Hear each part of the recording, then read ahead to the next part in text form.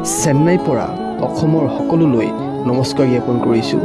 এতিয়া বৰ্তমান অসমত যি বানৰ পৰিস্থিতি হৈ আছে অসমৰ প্ৰায় জিলাতে, তো সেই ক্ষেত্ৰত আমি চেন্নাইৰ পৰা আমাৰ সামৰ্থ্য অনুযায়ী অলপ তেখেতসকল ব্যক্তিগলৈ আমি অলপ অনুদান আগবঢ়াবলৈ চেষ্টা কৰিছিলোঁ।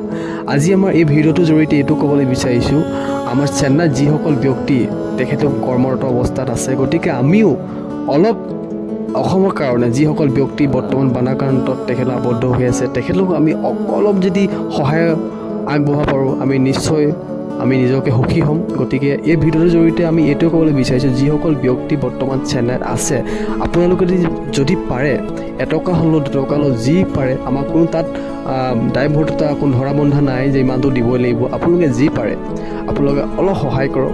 গতিকে আমি আজি আমাৰ ABC group, Assam boys convention যি গ্ৰুপটো, যি সংগঠনটোৱে আজি এই কথাটো আমি সকলোৱে পাতি যে আমি ভাবিলোঁ যে আমিও চেন্নাইৰ পৰা, কিয়নো আমি চেন্নাইৰ পৰা যদি অসমৰ স্বপ্ন দিব পাৰিছে, আমি কিয় দিব নোৱাৰিম। আমি চেন্নাইৰ পৰা যিমান ব্যক্তি আছে আমি সকলোৱে কথা পাতি আজি আমি টকা সংগ্ৰহ কৰিলোঁ। যিমান সামৰ্থ্য অনুযায়ী আমি এই টকাবোৰ আমি কি কৰিম, এজন অসমৰ ভাল গুণী জ্ঞানী ব্যক্তিক আমি এই পইচাটো তেখেতক আমি হাতত গতাম।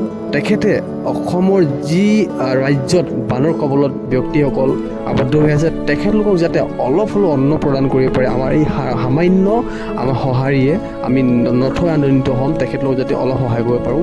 তাৰে আশা কৰিছোঁ। আমি যিটো ফাইনেল ভিডিঅ'টো আমি কাইলৈ দিম, তাত আপোনালোকৰ স্কেনাৰ থাকিব। আমাৰ যিটো সংগঠন, আমাৰ চেন্নাইত ABC যিটো সংগঠন, তেখেতলোকে স্কেনাৰ প্ৰভাইড কৰিছে। এই স্কেনাৰটো যিটো ABC সংগঠনৰ স্কেনাৰ হয়, আপোনালোকে যিটো দান কৰিব, যিটো অসমবাসীৰ পৰা ৰাইজৰ কাৰণে যিটো পইচা আপোনালোকে বানৰ কাৰণে দিব, সেই পইচাটো স্কেনাৰত সোমাব আৰু স্কেনাৰত তেখেতলোকে চেক কৰি যিমান পইচা আপোনালোকে দান কৰিব, অনুদান আগবঢ়াব, সেই পইচাটো তেখেতলোকে অসমৰ এজন ব্যক্তিক তেখেতলোকে হেণ্ডঅভাৰ কৰিব আৰু হেণ্ডঅভাৰ কৰাজন সেই ব্যক্তিজনে অসমৰ যিখন ৰাজ্যত বানৰ প্ৰবলত ব্যক্তিসকল আবদ্ধ হৈছে, তেখেতলোকক আমাৰ এই সঁহাৰিয়ে কিবা এটা আগবঢ়াব পাৰে। তাৰে আশা কৰিছোঁ।